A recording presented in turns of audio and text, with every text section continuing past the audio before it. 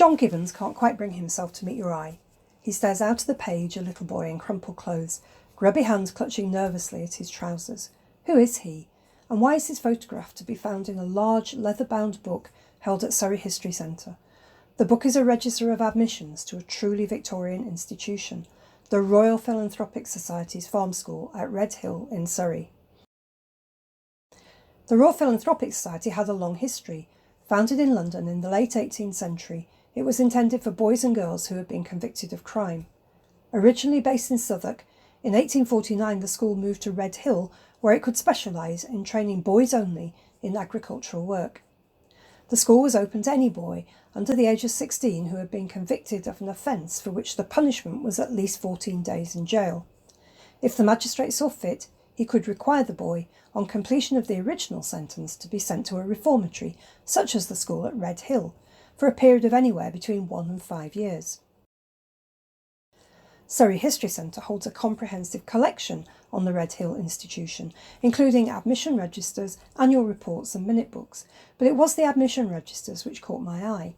Each boy admitted to the school was given a 2-page report in the register, which includes an account of his time at the school, but also contains, in many cases, detailed notes of his family background, previous offences, physical appearance, and what happened to him in the years after his release. Making them even more exciting for me, records from the late 19th century are frequently accompanied by photographs of the boys. The registers thus provide, in a single source, incredible and rare insight into the lives of these very disadvantaged children. Which is where we started. When I was flicking through the register for 1871 to 1875, the image of John Gibbons leapt off the page and drew me into this incredible resource.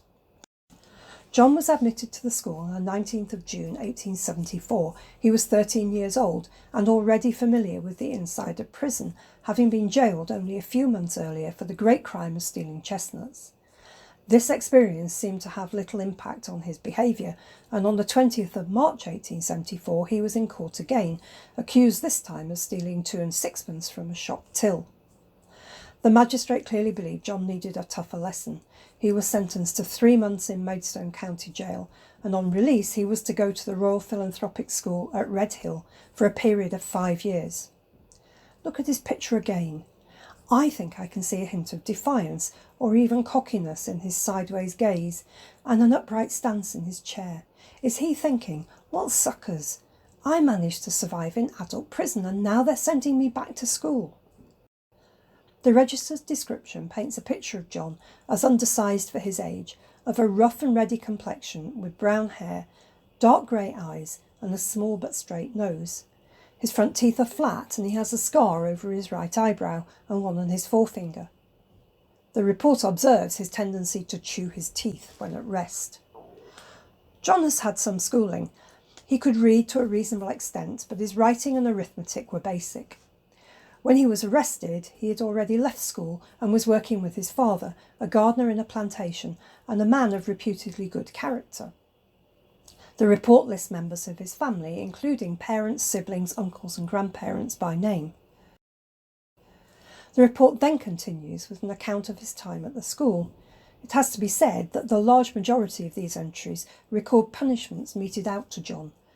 Less than a month after arriving, he was birched and confined in the punishment cell for a day for leaving the farm without permission.